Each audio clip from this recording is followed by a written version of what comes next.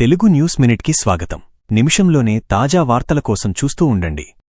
సోమవారం కాకినాడ కలెక్టరేట్లు జిల్లా collector Shanmohan, trainee collector మాణిషా, సాంఘిక, గురుకుల, వెనుకబడిన తరగతులు, గిరిజన సంక్షేమ వసతి, కేజీబీవీ వసతి గృహాల అధికారులు, రెవెన్యూ, హౌసింగ్, ఆర్డబ్ల్యూఎస్, పంచాయతీరాజ్, ఏపీఈడబ్ల్యూఐడిసి అధికారులు, నియోజకవర్గ ప్రత్యేక అధికారులతో సమావేశం నిర్వహించారు.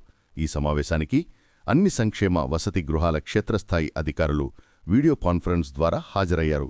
ఈ సందర్భంగా జిల్లా కలెక్టర్ మాట్లాడుతూ, జిల్లాలో సాంఘిక, గురుకుల, వెనుకబడిన తరగతులు, గిరిజన సంక్షేమ వసతి గృహాలు, కేజీబీవీ వసతి గృహాలు సుమారు 88 వరకు ఉన్నాయని, వీటిలో విద్యార్థులకు మెరుగైన సదుపాయాలు కల్పించనకు అవసరమైన చర్యలు చేపట్టాలని జిల్లా కలెక్టర్ అధికారులను ఆదేశించారు. వీటి నిర్వహణకు ప్రభుత్వం అధిక సంఖ్యలో నిధులు వెచ్చిస్తోందని ఆయన తెలిపారు. మరిన్ని అప్డేట్స్ కోసం మా ఛానల్ని సబ్స్క్రైబ్ చేసుకోండి. ధన్యవాదాలు.